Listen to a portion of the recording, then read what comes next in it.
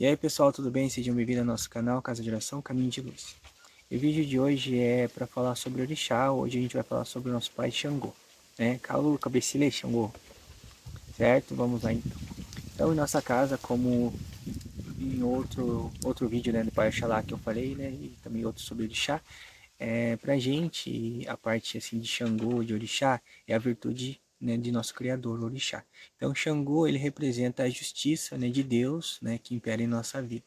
Então é dessa maneira que eu vejo o Orixá, né? Não penso exatamente como uma pessoa, sim como a própria justiça de Deus. Então, quando vai fazer as evocações, né, a necessidade, né, de alguma injustiça que está acontecendo ou falta de equilíbrio, então, quando eu faço, né, a oração e peço, né, a Deus assim, dessa maneira, então Xangô representa a própria justiça, né, não como um homem exatamente, sim como uma virtude, né, ali para poder auxiliar no momento, tanto para mim quanto para qualquer pessoa que vem passar em atendimento, ou os filhos de nossa corrente, né? Só que a gente compreende assim, né, no caso a gente compreendeu assim, né, e da forma que a gente vê, que as pessoas precisam de símbolos, né, para poder entender ou acreditar ou seguir, coisas assim.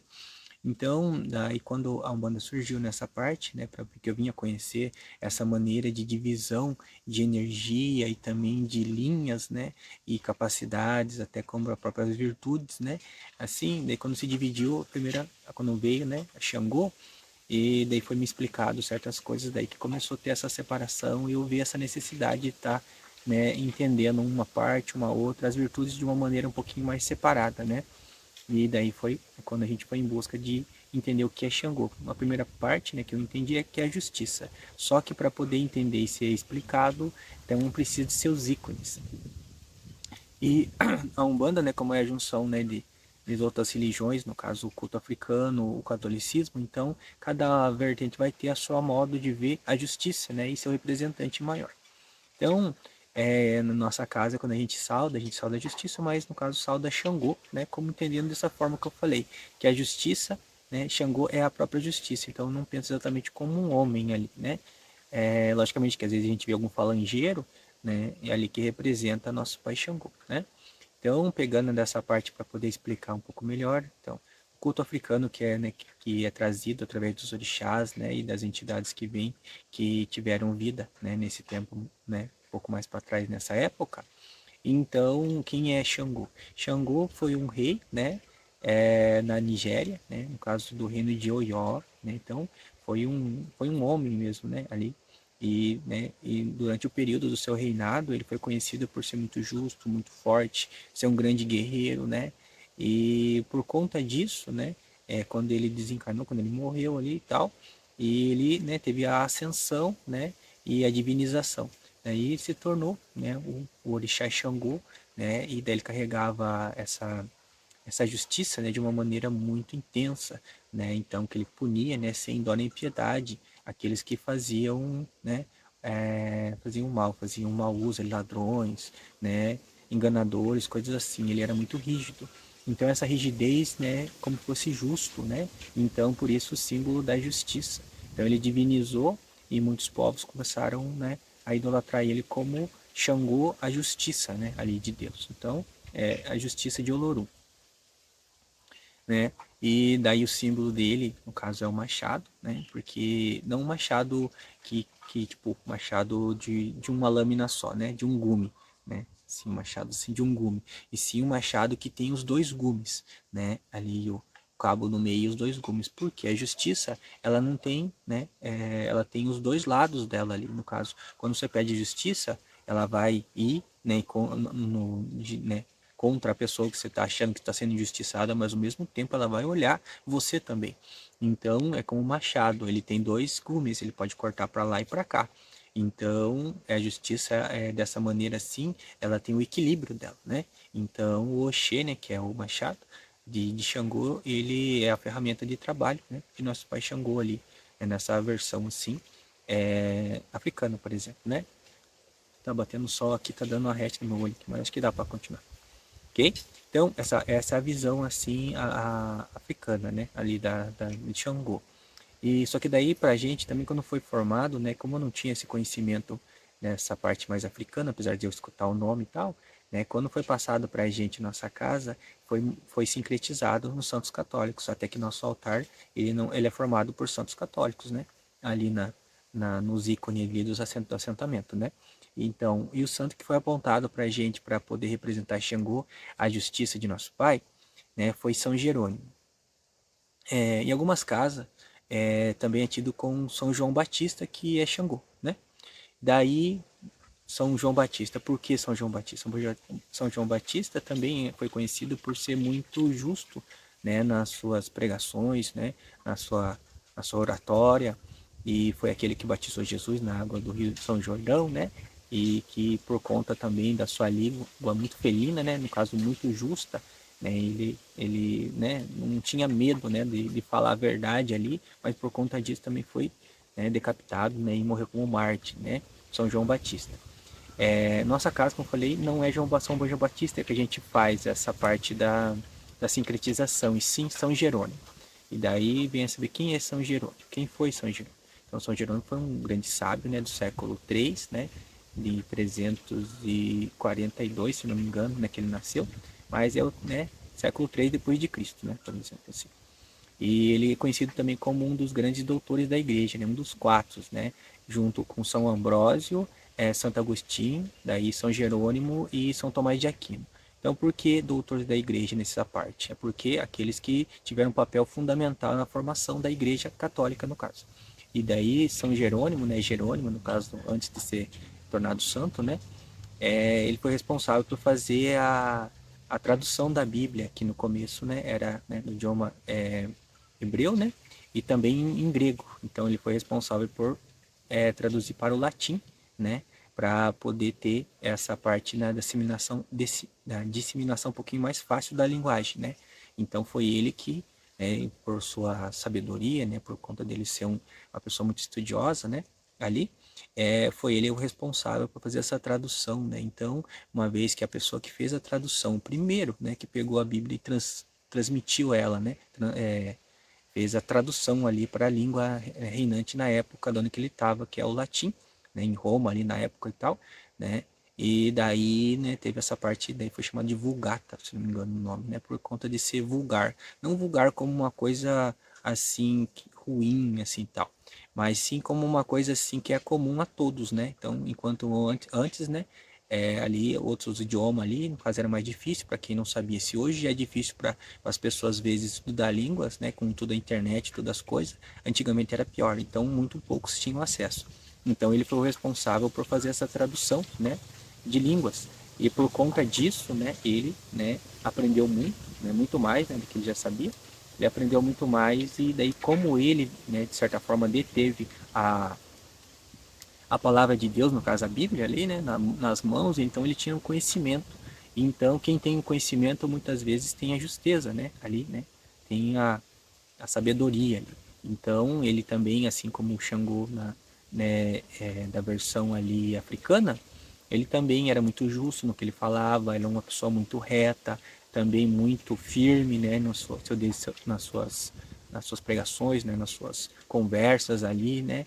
Então ele ganhou esse caráter também de justeza ali, né. Então por conta desse conhecimento sobre a palavra de Deus também. Então, né, por isso a parte de Xangô e com quem a gente faz o sincretismo, né, em nossa casa. Então ali no nosso altar, né, em cima vai ter a figura de São Jerônimo ali, né, que é um senhorzinho com a barbona, tal, sentado em cima de uma pedra, que tem reverência também a Xangô, né, ali da pedra também, porque é uma coisa assim, assim como a palavra, né, de Deus é uma coisa imutável, né, tipo a pedra deveria, né, no caso na natureza, se olhasse muitas árvores morrem, mas tem pedras que às vezes estão ali há centenas de anos ali, né, milhares de anos também, né, e ela não muda de lugar assim como a palavra de Deus deve ser, né. E daí no simbolismo de São Jerônimo, as imagens, se for buscar por ela, aparece o Senhor sentado sobre uma pedra que é imutável, né, com um grande livro na mão. Esse livro é a tradução da Bíblia, né, a Bíblia, né, que ele se baseou nela ali, né, se baseou nela. Ele fez a tradução dela para poder, né, tá entendendo a palavra de Deus também e também, né, compartilhar com os irmãos que sabiam o latim, né, ali. né? E também ao lado, muitas das vezes, tem a parte do leão, né? Que tá aparecendo, parece sempre assim um leão assim do lado dele, do lado, atrás ou em cima, tal. E essa parte do leão, né? O leão de Judá tem uma referência um pouquinho a Jesus, né? A Deus assim. Então mostrando que ele está, né? Do lado da palavra de Deus. Então a justiça, né? É como se fosse a representação da palavra de Deus na Terra ali. E Xangô também, né? Pegando essa parte do Xangô assim da imagem africana, assim também, o animal também de poder de Xangô, né, do rei, era o leão também, né? Então, a parte dos dois tem o mesmo simbolismo ali na parte do leão também, ali, né? Então, é isso que a gente tem como a justiça, né? Então, por isso, os dois, assim, essas duas imagens, né? A meu ponto de vista, né, no caso são culturas diferentes, né, o catolicismo é a parte do, né, culto africano, mas em base toda a cultura acredito que vai buscar Deus e vai ter a sua forma de culto ali, né, então suas representações. Então para mim é a mesma coisa, uma vez que para mim a justiça, como eu falei, é uma virtude ali. Então tanto São Jerônimo quanto o Xangô africano assim no rei, né, de Oió, né, eles são falangeiros da justiça de Deus ali, representantes da justiça máxima, assim como a gente, né, também em carne, uma vez que eles foram, né, ali vivos, né, na carne assim, foram homens, também tem, né, seus erros e acertos, né, e tal, mas daí cada um deles carregava uma quantidade maior, digamos assim, da virtude da justiça. Então, por isso, né, tem essa força, né, ali representação de justiça, certo? Então, a parte de orixás seria assim que a gente compreende, né? E, por exemplo, nossa casa, aqueles que entenderem e quiserem ir mais pelo lado africano, assim, da representação, né? Para mim não tem problema, que eles vão pela lado de Xangô, na representação de São Jerônimo também não tem problema, desde que entenda que é a justiça em si, certo? Então, essa parte assim de para poder entender assim como, né, ícones, né, o que é Xangô ali. Então, para a gente se ligar a Xangô, né, nossa casa é através da oração e compreensão dessa justiça. Então, tem algumas entidades que vêm cruzadas na linha de Xangô, que vão representar ela, né, e quando a gente vai fazer a oferenda, trabalho, acender vela, então a vela de Xangô, nossa casa, é a vela marrom que representa ele, né, tem os pontos também cantados que a gente para evocar a vibração de Xangô. O símbolo dele, né, no caso de Xangô, é o machado, né, o Xê ali. Então até tipo, algumas entidades, né, que vêm cruzado com Xangô, possivelmente vão carregar no seu ponto riscado a imagem do machado, né? Certo que os médios às vezes não sabem desenhar muito bem, mas mesmo assim, ali se perguntar o que é aqueles três riscos assim e tal, às vezes ele fala que ele é um machado. Então, pá, então por quê? Que tem a ver com Xangô, né? Então os pontos dele ali, né? Então a vela, a bebida de Xangô, né? Pra gente aqui é a cerveja preta, né? Ou então o vinho suave, né? Que é o vinho doce também, né? Pode ser o vinho tinto, o vinho... como é que é o nome do outro vinho? É o vinho tinto quando é escuro e o outro vinho branco, né? Ali. Então, mas tanto um quanto o outro tem que ser suave para ser aquele doce. Por isso que a cerveja preta também, ela é doce, né? Ali.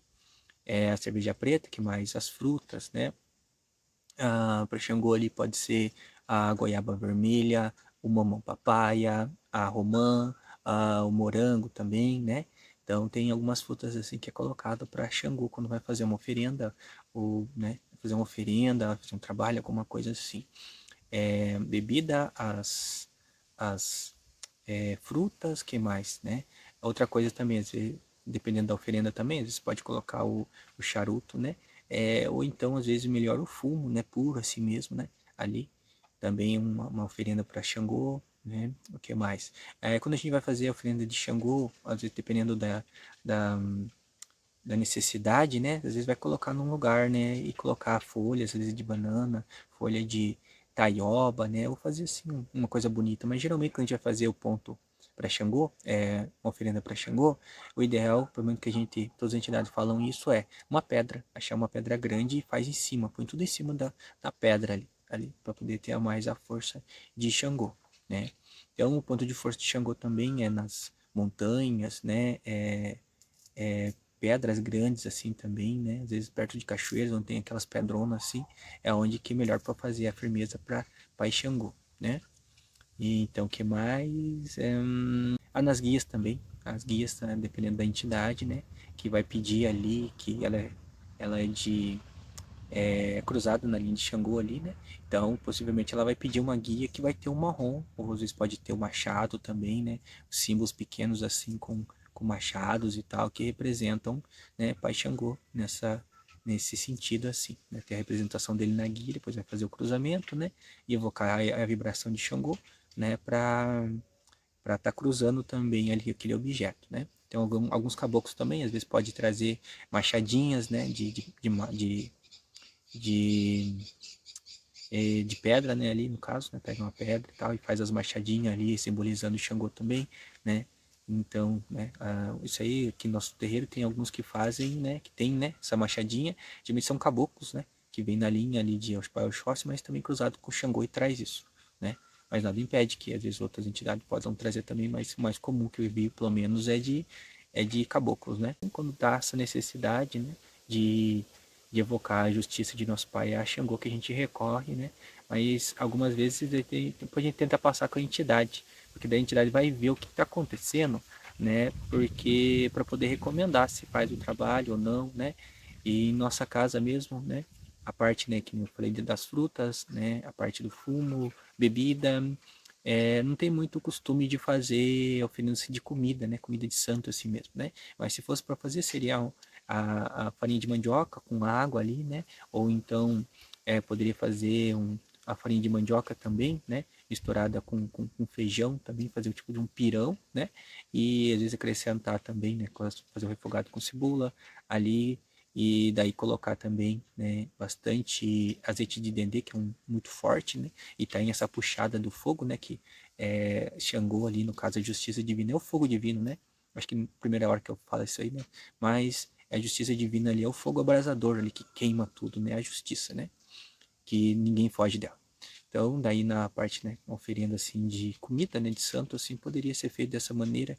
Daí poderia colocar um camarão também, né, seco ali por cima, que é uma da comida, né, segundo, né, que eu busquei isso, mais em leitura, como eu falei, porque os guias de nossa casa é muito raro eles passarem coisa relacionada à comida assim mesmo, né, mas foi, né, no caso, essa parte assim da oferenda, né, foi uma das coisas que eu vi assim com mais frequência, onde que eu fui ler, que eu fui buscar, né, dessa parte dessa comida, né, da mandioca ali, né, farinha de mandioca, ou então também a canjica branca também, né, dá para Xangô também, né, em alguns lugares também, é a parte da abóbora, né? A abóbora recheada com milho também, né? Que é uma coisa que também a gente faz. Nossa casa já foi feita Papai Oxóssi. Papai Xangô não, né? Papai Xangô, como eu falei, é mais a parte das bebidas, das firmezas de vela, né? E também de frutas ali, né? Para Xangô. Mas a comida, né? Pode ser que um guia peça, né? Mas não é muito comum a gente fazer em nossa casa a parte de Xangô assim, né?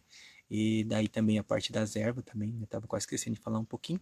Então, o Xangô também, assim como todos os orixás, tem as suas ervas. As ervas mais comuns que a gente usa em nossa casa para Pai Xangô são a arruda, a barba de velho, né? Que no caso é aquela barba que dá nas, nas árvores, assim, né? A gente, né, oferece a Pai Xangô.